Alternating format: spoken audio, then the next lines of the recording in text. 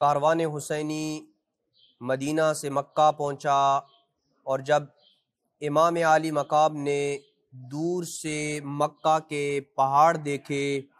تو سورہ قصص کی یہ آیت تلاوت کی، جسے جناب موسیٰ نے مصر سے مدین کی طرف نکلتے ہوئے تلاوت کیا تھا اور پڑھا تھا۔ بسم اللہ الرحمن الرحیم۔ وَلَمَّا تَوَجَّهَ تِلْقَاءَ مَدْيَنَ قَالَ عَسَىٰ رَبِّي أَن يَهْدِيَنِي سَوَاءَ السَّبِيلِ، اور جب موسیٰ نے مدین کا رخ کیا تو کہا امید ہے میرا پروردگار مجھے سیدھے راستے کی ہدایت فرمائے گا۔ امام حسین علیہ السلام 3 شعبان شب جمعہ کو مکہ میں داخل ہوئے، اور 4 ماہ 5 دن مکہ میں امام علیہ السلام نے قیام کیا۔ مورخین نے لکھا ہے کہ لوگ دوسرے ممالک سے جو عمرے کے لیے مکہ میں موجود تھے، جو جوک در جوک آپ کی طرف آنا شروع ہو گئے، آپ کے ارد گرد لوگ آ کے بیٹھتے، آپ کی گفتگو کو سنتے، اور جو کچھ آپ ارشاد فرماتے اسے وہ قلم بند کرتے تھے اور لکھ لیا کرتے تھے۔ مکہ میں امام کی قیام گاہ کے متعلق بعض مورخین لکھتے ہیں کہ عباس بن عبد المطلب کے گھر میں امام علیہ السلام نے قیام کیا، جبکہ بعض مورخین نے شعب علی کو امام علیہ السلام کی قیام گاہ قرار دیا، لیکن دونوں اقوال میں کسی قسم کا کوئی اختلاف نہیں ہے، کیونکہ عباس بن عبد المطلب کا گھر بھی شعب علی میں ہی تھا، اس وجہ سے دونوں قسم کے قول یہ حقیقت میں ایک ہی قول ہے۔ لیکن سوال یہ پیدا ہوتا ہے کہ امام علیہ السلام نے اتنے بڑے مکہ میں، بھرے مکہ میں جناب عباس بن عبد المطلب کے گھر ہی کو اپنی قیام گاہ کیوں قرار دیا؟ کیا آپ کا کوئی سیاسی ہدف تھا، یا کوئی تبلیغی ہدف تھا، یا کسی اور کے گھر رہ کر امام کسی کا احسان نہیں لینا چاہتے تھے، یا امام علیہ السلام کو یہ خدشہ تھا کہ اگر وہ کسی اور کے گھر رکے تو بنو امیہ کی حکومت اس صاحب خانہ کو نقصان پہنچا سکتی ہے، یا امام علیہ السلام مکہ میں کسی کے گھر میں قیام کر کے اسے اہمیت نہیں دینا چاہتے تھے، کیونکہ کسی بھی شخص کے گھر میں امام کا قیام کرنا کسی مصلحت کے مطابق ہوتا، جس سے اس صاحب خانہ کی سیاسی یا معاشرتی شخصیت کو مقبولیت حاصل ہو سکتی تھی، یا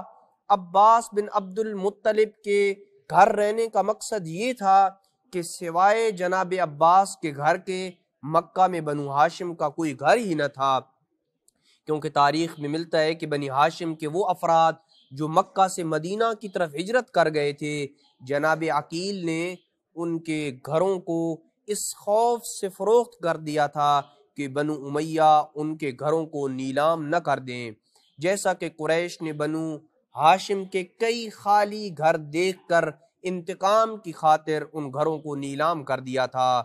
چونکہ جناب عباس نے ہجرت نہیں کی تھی مکہ سے مدینہ کی طرف، اس لیے ان کا گھر نیلام ہونے سے بچ گیا، اور رسول خدا صلی اللہ علیہ وآلہ وسلم نے اس بات کی طرف فتح مکہ کے وقت اشارہ کیا جب انہیں کہا گیا تھا الا تنزل دارک یا رسول اللہ، اے اللہ کے رسول کیا آپ اپنے گھر میں قیام نہیں کریں گے؟ تو اس وقت رسول خدا صلی اللہ علیہ وآلہ وسلم نے فرمایا وَهَلْ تَرَكَ لَنَا عَقِيلُ مِن دَارٍ، کیا عقیل نے ہمارا کوئی گھر چھوڑا ہے کہ جسے فروخت نہ کیا ہو؟ لیکن اگر ان تمام تاریخی اسباب کا جائزہ لیا جائے تو یہ کہنا غلط نہ ہوگا کہ امام علیہ السلام کا جناب عباس کے گھر میں قیام کرنے کا سبب ان اسباب میں سے کسی ایک سبب میں بھی منحصر نہیں ہے۔ ممکن ہے کہ یہ سارے کے سارے اسباب درست سبب قرار پا سکتے ہیں کہ امام علیہ السلام ان میں سے کسی ایک سبب کی وجہ سے یا تمام اسباب کی وجہ سے ابن عباس بن عبد المطلب کے گھر میں رکے، کیونکہ جناب عباس ایک اہم شخصیت تھے، جس وجہ سے امام علیہ السلام کو ایک ایسی شخصیت کے گھر میں قیام کرنا تھا جو خود کسی تعارف کا محتاج نہ ہوتا، تاکہ امام علیہ السلام لوگوں کی توجہ کا مرکز رہتے۔ اور یوں امام علیہ السلام اپنے سیاسی اور تبلیغی ہر قسم کے اہداف کو حاصل کر سکتے تھے، اور یہ بھی سبب تھا کہ بنو ہاشم کے گھروں میں سے فقط جناب عباس کا ہی گھر نیلام ہونے سے رہ گیا تھا، لہٰذا یہ تمام اسباب اپنی جگہ درست ہیں اور ان تمام اسباب کو یکجا کیا جا سکتا ہے۔ مکہ مکرمہ پہنچ کر امام عالی مقام نے سب سے پہلا اقدام یہ کیا کہ امام علیہ السلام کی طرف اہل کوفہ کے خطوط کا سلسلہ اتنا زیادہ تھا کہ فقط ایک دن میں 600 خط مکہ میں امام علیہ السلام کو موصول ہوئے، جبکہ اہل بصرہ کی طرف سے اس دورانیے میں ایک خط بھی امام عالی مقام کو موصول نہیں ہوا تھا۔ اب حق یہ بنتا تھا کہ امام عالی مقام پہلے اہل کوفہ کے خطوط کا جواب دیتے، پھر اہل بصرہ کی طرف متوجہ ہوتے، لیکن امام حسین علیہ السلام نے ایسے نہیں کیا اور اہل بصرہ کی طرف خود خط لکھنے کی ابتدا کی۔ آخر اس کی وجہ کیا ہو سکتی ہے کہ امام معصوم نے اہل بصرہ کی طرف خط لکھنے کی ابتدا کیوں کی؟ تاریخ اسلامی کا ادنا مطالعہ رکھنے والا یہ بات سمجھ سکتا ہے کہ شام کی طرح بصرہ و کوفہ مکمل طور پر اموی حکومت کے تابع نہ تھا، بلکہ کوفہ اور بصرہ میں محبان علی ابن ابی طالب کی کثیر تعداد موجود تھی۔ لیکن کوفہ و بصرہ میں ایک تاریخی فرق یہ تھا کہ بصرہ میں انصار علی ابن ابی طالب کی تعداد زیادہ ہونے کے ساتھ ساتھ وہ امیر المومنین کی مدد کرنے میں ایک خصوصی موقف اور ایک خاص نظریہ رکھتے تھے اور رائے رکھتے تھے، اور اموی حکومت کے خلاف اٹھ کھڑے ہونے میں اہل کوفہ کی نسبت زیادہ متحرک نظر آتے تھے، باوجود اس کے کہ اس وقت بصرہ کا گورنر عبید اللہ ابن زیاد تھا،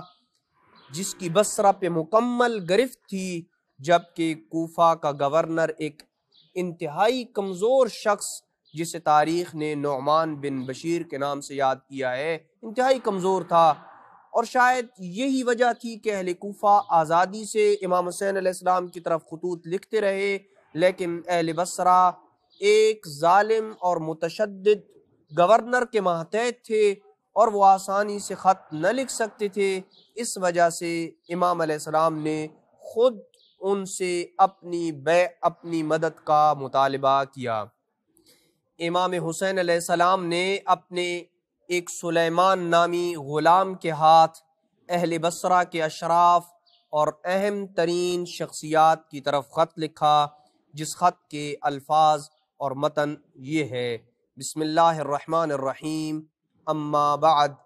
فإن اللہ اصطفى محمدا صلی اللہ علیہ وسلم علی خلقہ، اللہ نے اپنی تمام مخلوق میں سے محمد مصطفیٰ کو برگزیدہ کیا، وَأَكْرَمَهُ بِنُبُوَّتِهِ، اور انہیں منصب نبوت عطا کر کے معزز اور مکرم بنایا، وَاخْتَارَهُ لِرِسَالَتِهِ، اور اپنے منصب رسالت کے لیے حضرت محمد مصطفیٰ صلی اللہ علیہ وآلہ وسلم کا بہترین اختیار کیا، ثم قبضہ اللہ الیہ، پھر اللہ نے ان کی روح انور کو قبض کر کے اپنے مقدس جوار میں بلا لیا، وقد نصح لعباده وبلغ ما ارسل به صلی اللہ علیہ وآلہ وسلم، اور رسول اللہ نے بندگان خدا کی خیر خواہی چاہتے ہوئے ان تک وہ تمام دین پہنچا دیا جس کے ساتھ انہیں مبعوث کیا گیا تھا۔ امام علیہ السلام خط میں لکھتے ہیں کہ وَكُنَّا أَهْلَهُ وَأَوْلِيَاءَهُ وَأَوْصِيَاءَهُ وَوَرَثَتَهُ وَأَحَقَّ النَّاسِ بِمَقَامِهِ فِي النَّاسِ، اور ہم محمد کے اہل و عیال تھے، ان کے اوصیاء اور ان کی مسند کے وارث تھے۔ فَاسْتَأْثَرَ عَلَيْنَا قَوْمُنَا بِذَلِكَ فَرَضِينَا وَكَرِهْنَا الْفُرْقَةَ، امت محمد نے ہمارے حق کو ہم سے چھین لیا، ہم خاموش ہو گئے اور ہم نے امت محمد کے پارا پارا ہونے کو پسند نہ کیا۔ وَأَحْبَبْنَا الْعَافِيَةَ،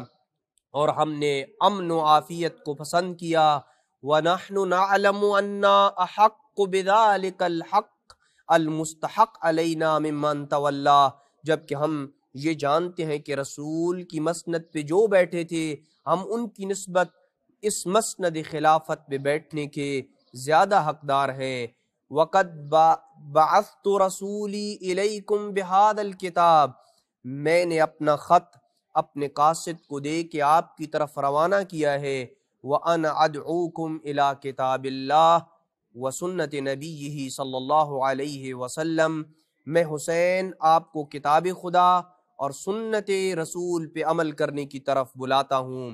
فَإِنَّ السُّنَّةَ قَدْ أُمِیتَتْ وَإِنَّ الْبِدْعَةَ قَدْ أُحْیَتْ، کیونکہ سنت رسول خدا مٹائی جا چکی ہے اور بدعت زندہ کی جانے لگی ہے۔ وَإِن تَسْمَعُوا قَوْلِي، اگر اے اہل بصرہ میری بات کو سنو گے، وَتُطِيعُوا عَمْرِي، اور میرے حکم کی اطاعت کرو گے، اہدکم سبیل الرشاد،